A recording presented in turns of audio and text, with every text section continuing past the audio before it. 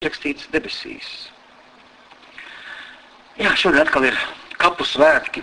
Un staigājot gar kapu kopiņām saprotam, ka arī mūs reiz iznesīs pa kādiem vārtiem.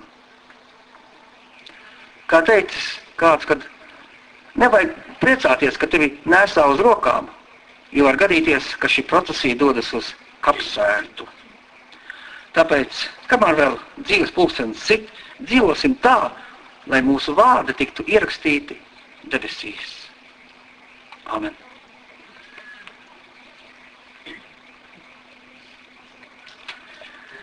Lasījums no Jēzus Kristus evaņģēlija, ko uzrakstījis svētais Lūkas. 2 Jēzus mācekļi nedēļas pirmajā dienā gāja uz ciemu sauktu Emausu, kas atradās 60 stadiju attālumā no Jeruzalemes.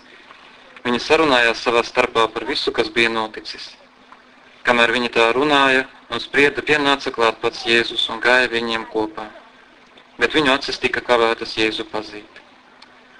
Tuvojoties ciemam, uz kuru tie gāja, viņš izlikās ejam tālāk, bet tie viņu lūdza, paliec pie mums, jo vakars ir tuvu un diena jau beidzas. Un viņš iegāja, lai paliktu pie tiem. Sežot ar tiem kopā pie galda, viņš ņēma maizi, sveitīja to, lauza un deva viņiem. Tad tiem atvērās acis un viņi pazina Jēzu, bet viņš izzuda tiem no acīm. Tie ir svēto rakstu vārdi.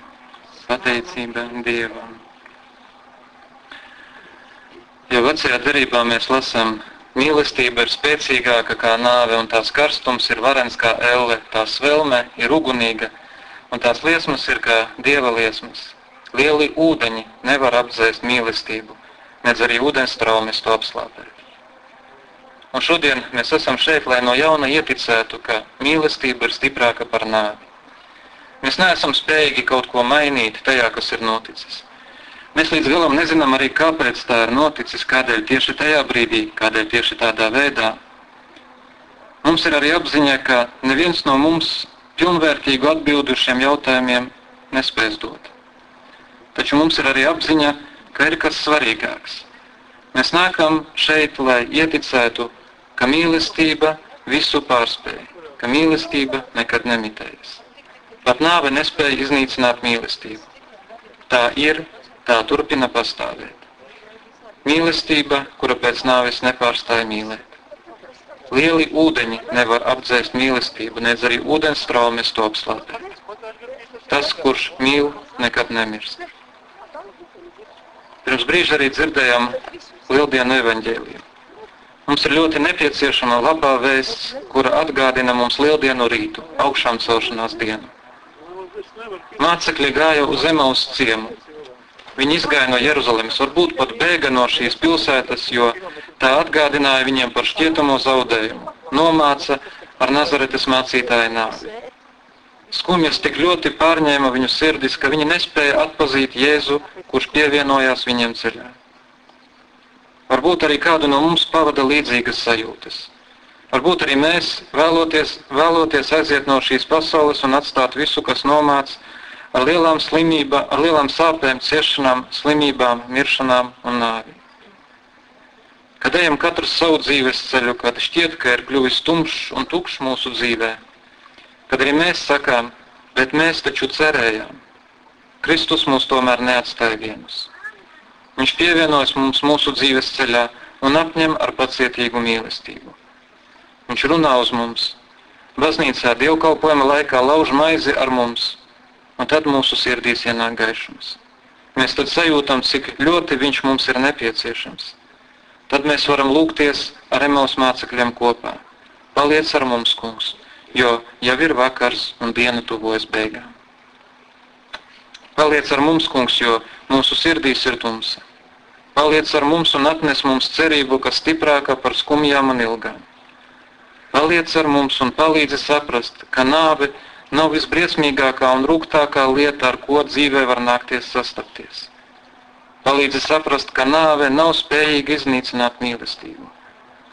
Paliec ar mums, kungs, un dāvā ticību, ka nāve ir lieldienas, pāriešana kopā ar tevi uz tēva mājām. Paliec ar mums un pārliecini, ka nāve, kaut arī šķiet vistumšākais brīdis, Tomēr ir moments, kad vistiešāk sastopamies ar tevi. Paliec ar mums un parādi, ka tavs tukšais kaps tā nav tikai vēsture, bet mūsu katras dzīves dienas jauna rītausma. Paliec ar mums un saki, ka ne ciešanas, ne briesmīgā nāve nevar iznīcināt mīlestību. To nespēja ieslēgt smagais akmens un augstais zārks. Mīlestības daba ir dzīvība, mūžīgā dzīvība.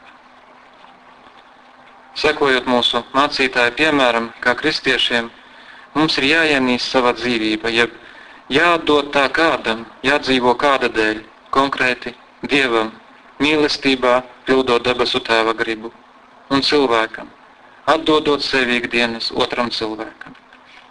Tas, kurš tādā veidā neieredz savu dzīvību, iemantos mūžīgo dzīvi, proti saņems jaunu, dievišķu dzīvības formu un būs tur, kur ir Kristus, neizsakamā debesu laimē. Kristus neatnesa mums kādas brīnumainas tabletes pret nāvi, lai mēs varētu bezgalīgi priecāties par šo dzīvi.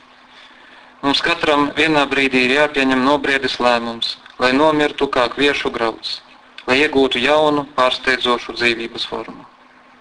Tas ir grūts lēmums, bet tā pieņemšanā mums var palīdzēt apziņa, ka mēs visi tiešām esam tikai ierobežoti. Mums var palīdzēt tas, ka mēs pieņemsim šo savu ierobežotību, lai varētu atvērties mūžībai un dzīvībai.